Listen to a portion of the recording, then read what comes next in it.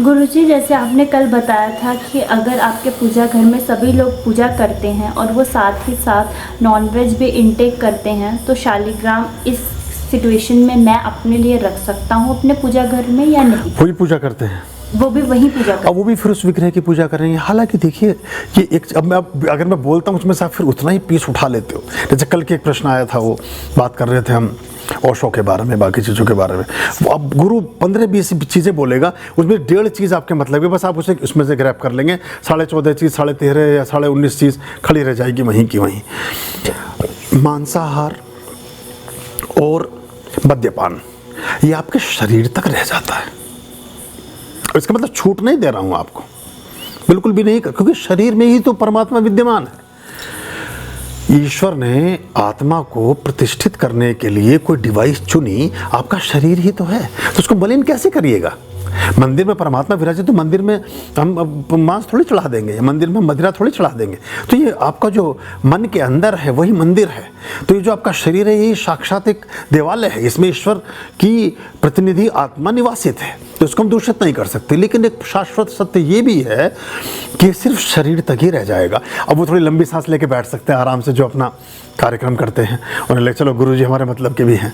तो अब आपके शरीर के तल तक ये चीज़ अटक जाएगी, बस आत्मा को प्रभावित नहीं करती है ये कोई भी चीज़। क्योंकि हम जाने अनजाने बहुत सारे अर्थों में, कोई भी व्यक्ति ऐसा नहीं है दुनिया में जिसने कभी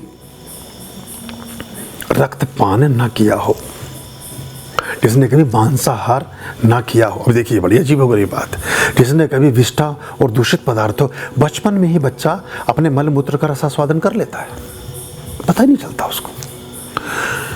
बहुत बार कभी चट उखड़ती है, कभी नखून कट जाता है, कभी कभी ब्लीडिंग होती है, आप अपने मुंह से टच करके, जैसे टच करते हो रक्त आपके जिह्वा पर लगा, रक्तपान आपको हो चुका होता है।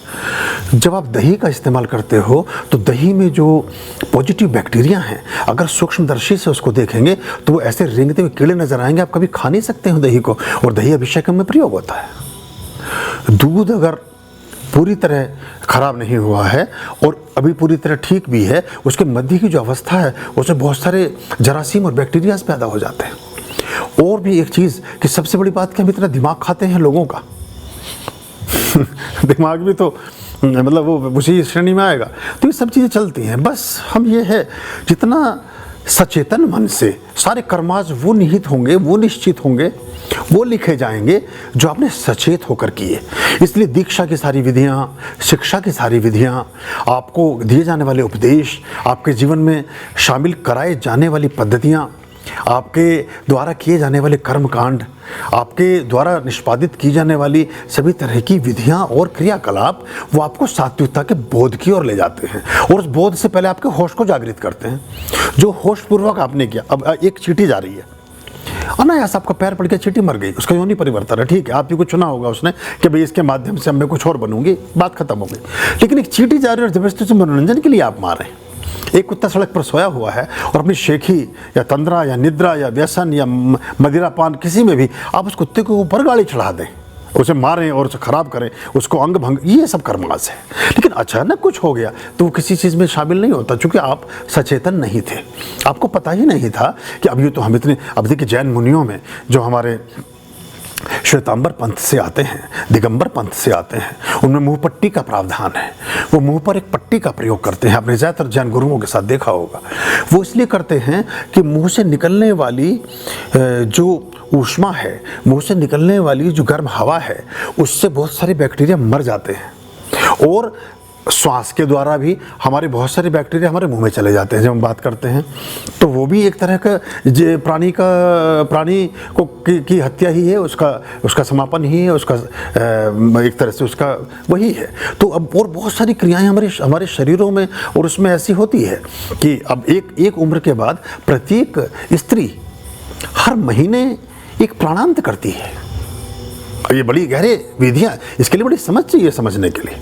अगर वो जीव का प्राणांत ना होता तो वो निश्चित होकर के एक जीवन जन्म के रूप में जन्म ले लेता। प्रत्येक पुरुष बहुत सारे संसर्गों में बहुत बार बहुत सारे जीवाणुओं का और विषाणुओं का समापन करता है। 10 करोड़ शुक्राणु होते हैं एक संसर्ग में, एक पुरुष के 10 करोड़। तो अब ये उसकी बात थी सारी। तो हम अगर गहरे ढंग से चीज़ों को देखेंगे तो हमें बहुत सी चीज़ों का ज्ञान होगा और हमारा जो बोध है वो विकसित होगा। बस सचेतन होकर के कुछ नहीं करना है, जानबूझ के कि ये अच्छा हनुमान जी मैं नहीं मानता तुम्हें, ये कर्माज है। अच्छा ये रही चींटी, ले मैंने तुझे मसल दिया, ये रहा चूहा, ले मैंने तुझे मारा, बस ये नहीं करना है कभी।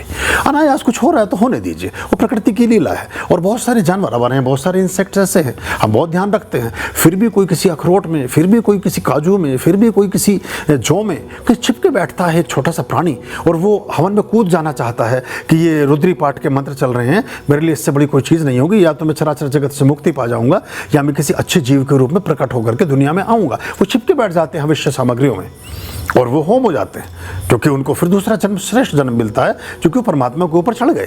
तो ये बड़ी गहरी विधियां हैं, तो उसमें वो उसके लिए आप उत्तरदायी नहीं है। लेकिन एक चीज़ जानबूझकर कोई भी कृत्य करना, वो आपके दोष की श्रेणी में आता है। अब ये उत्तर था आपके शालिग्राम का।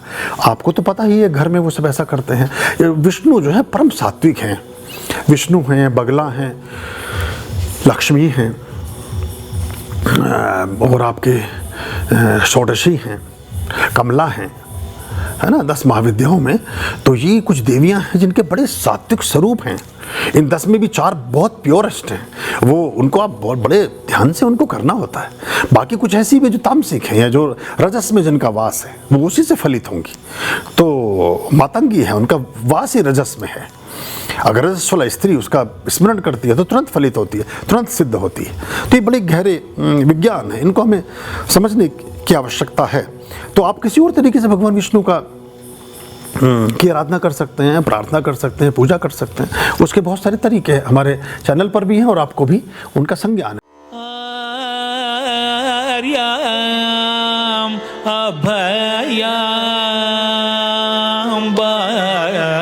भज रे चित संततम